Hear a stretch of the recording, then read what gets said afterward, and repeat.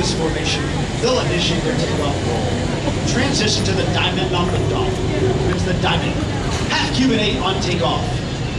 As the diamond clears the flight line, our two solo pilots will begin their takeoff maneuvers. The dynamic demonstration of thrust generated by these General Electric engines. Lieutenant Commander Olson will roll the Angel number 5, 360 degrees immediately after liftoff, with the landing gear extended.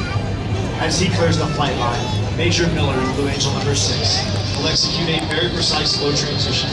Pull the nose straight up and complete the maneuver with a very graceful split S after takeoff.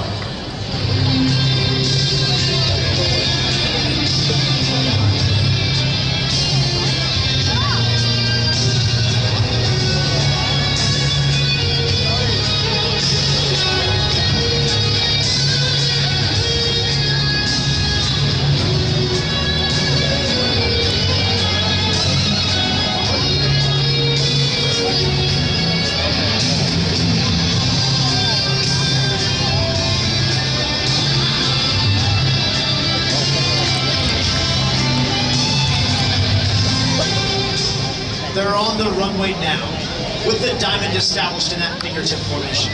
They'll accelerate their engines to 85% power, carefully check their engine instruments, and respond to Captain Mannix with a thumbs up indicating they're ready to go.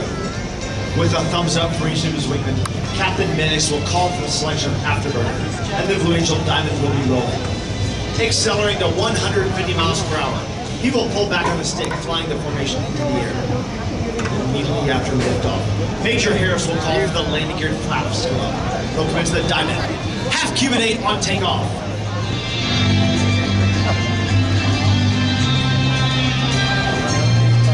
Let's go. Shit.